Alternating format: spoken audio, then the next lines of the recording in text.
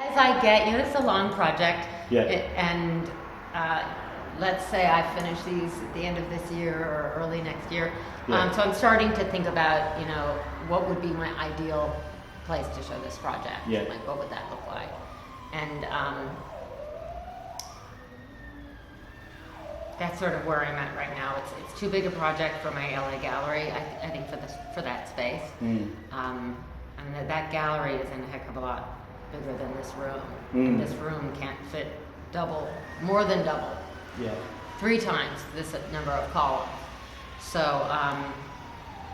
so I'm kind of exploring spaces, and I'm thinking about, and maybe this is part of hosting a show in here, I'm thinking about finding a space, like renting a space, finding some old building somewhere, some old warehouse, and doing a show that way.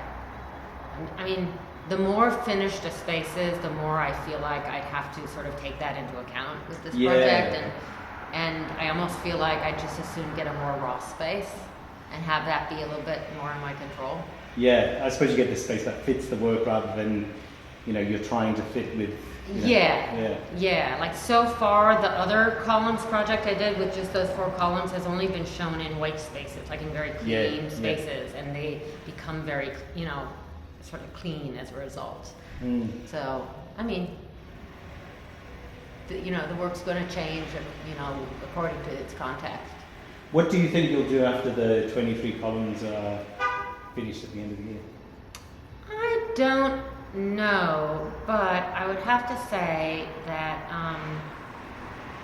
I'm really loving working with the fiber.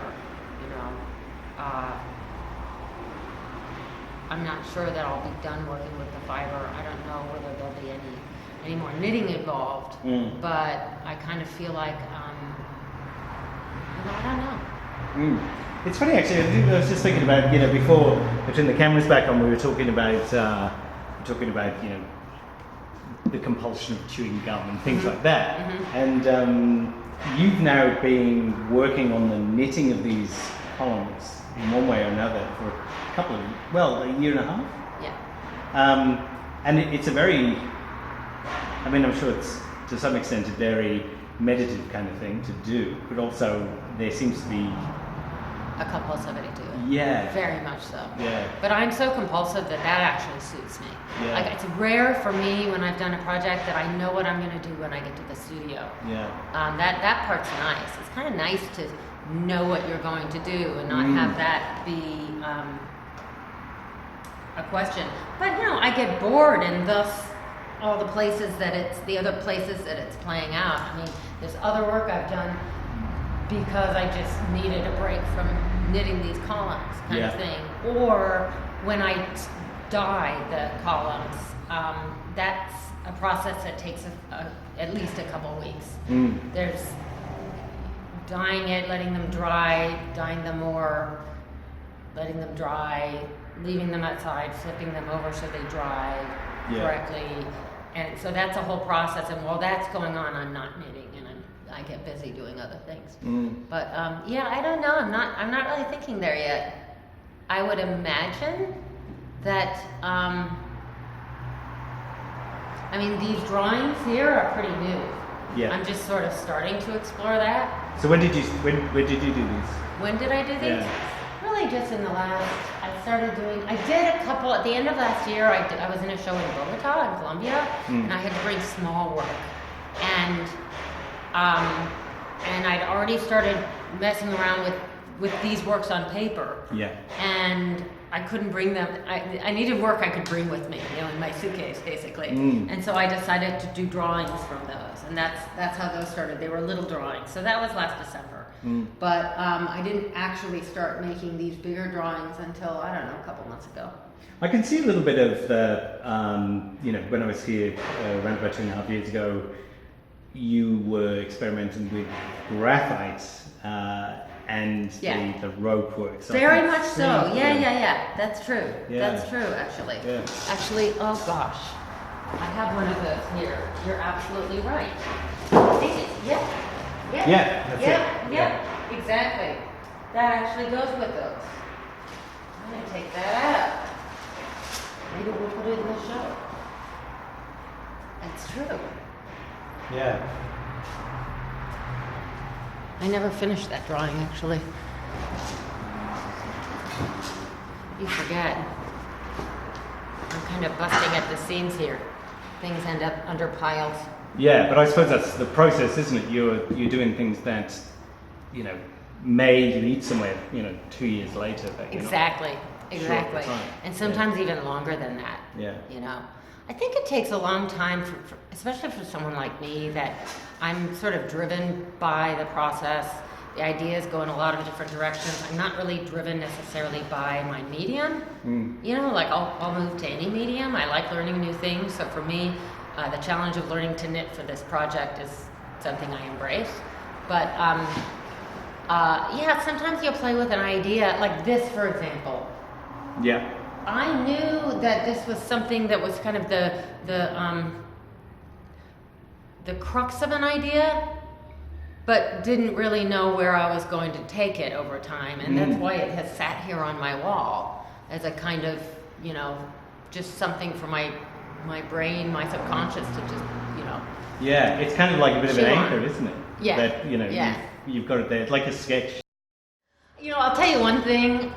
I don't know if this is because of our political moment or what. Yeah. Normally, I could just talk forever about my work. Yeah. I just feel like I don't know anything anymore. Yeah. You know, when I look at our particular historical moment, I'm just coming up empty. Like, how did we get here? You know, I don't feel very smart anymore.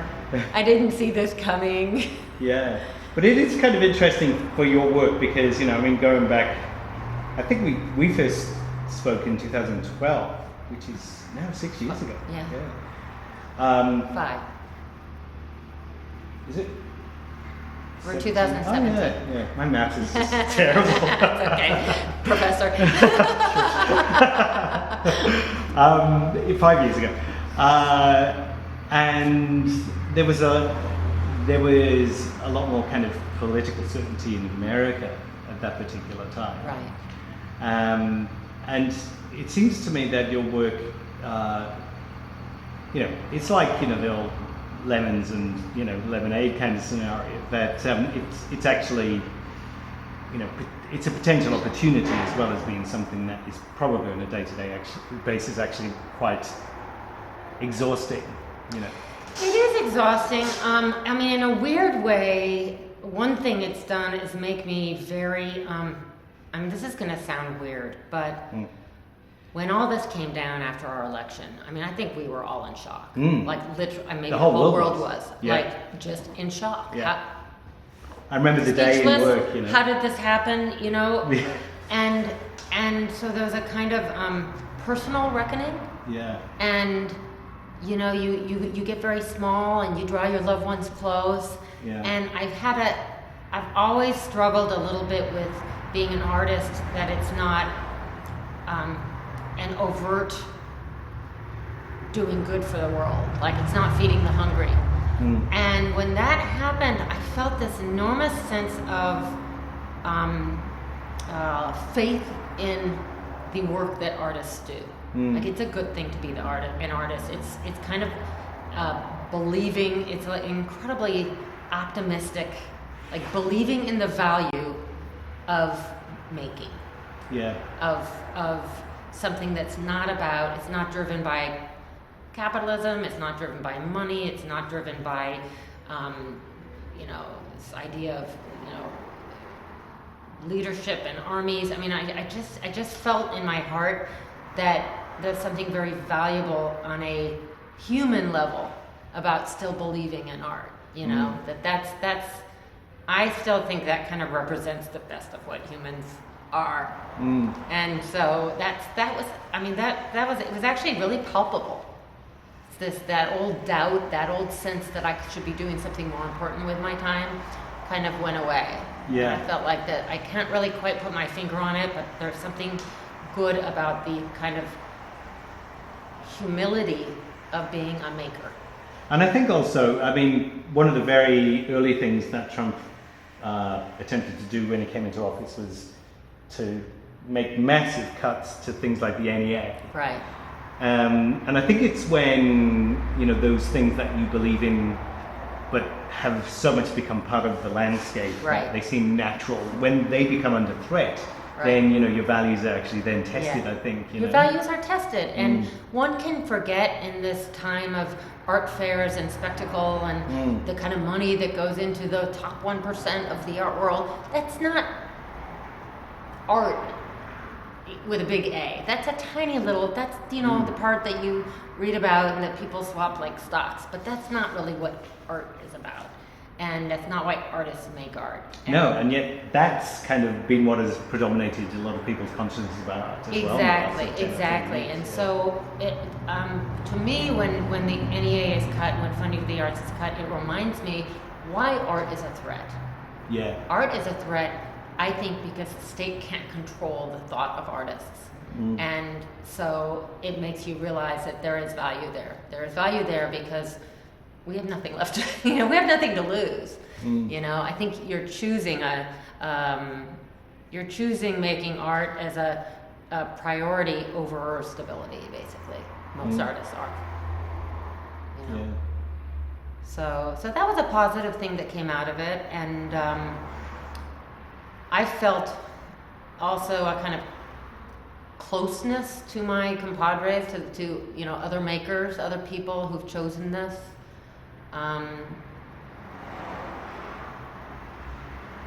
And it's been I didn't start knitting with the idea that it'd be a meditation, but it definitely is this kind of, I don't have to sit and think hard while I do it. Yeah. Yeah. Any more than when you're building a wall, you're thinking hard. Yeah. I do think of it like bricklaying. Just showing up. Yeah. And there seems to be in your studio processes, often there are, you're saying about, looking at how you construct something, or maybe you're looking at on your iPad at the rope, tying the ropes and that kind of thing. There seems to be this intense sort of bursts of absorbing new techniques and that kind of thing, but also interspersed by periods of, pride in the canvas, for instance. I took that video of you doing that, which was a meditative sort of thing, and this process of doing the knitting seems to be. Yeah, very much. Yeah. And the knitting, one thing I find myself doing when I started doing these, I had never knitted before. Yeah. And so I knew there was no way I could make them identical. Yeah. So I decided to make each one unique.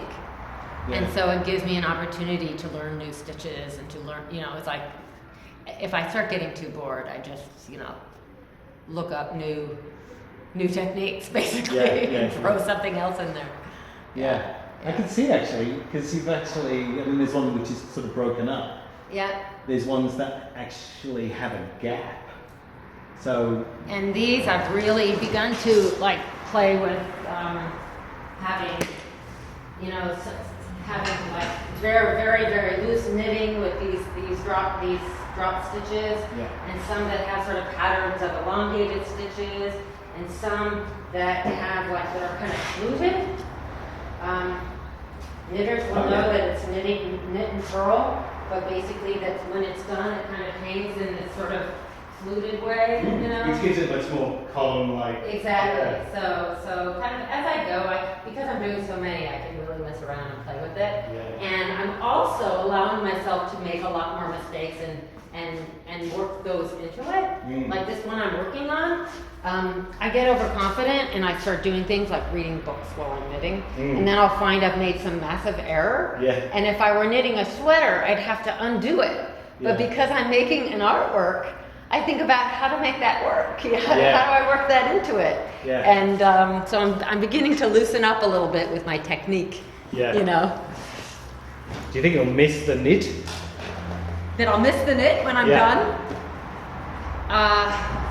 I'll probably be very relieved. Yeah. Yeah. I suppose that's the thing about setting yourself that goal of 23 columns that, And what's so funny about it is people are like, well, do you have to make 23? It's like, I have to make 23. Yeah. I'm stuck with it. Like, I can't let that go. That's Yeah. become the whole purpose, you know?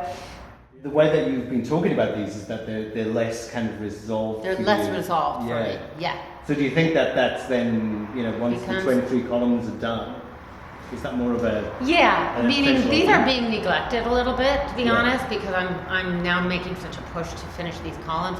I don't perceive these as being part of this installation at this point yet, although I do think of the drawings as being very much a part of it. So yeah, I see myself like just, they're sitting here mostly for me to draw from, to be honest. But yeah, I mean, a little bit like this was, as like for my brain to sort of, you know, play with a little bit and react off of. And so yeah, I would imagine like this is the part that is the least resolved for me of what's going on in here. There's things that are happening that I like, but I'm still playing with it. Yeah. Well, thank you, Claudia, once again. Thank you once again. It's always a pleasure. It is. I'm thinking back over. These are going to be fun to look back over. Yeah. Just for myself to see where I mean, 5 years ago, I was imagining all of those, you know, natural disasters and hurricanes and tornadoes and and look at where we are. It makes me seem like a psychic. Yeah. Oh well. Only up from here. Yeah. Thank you. Okay.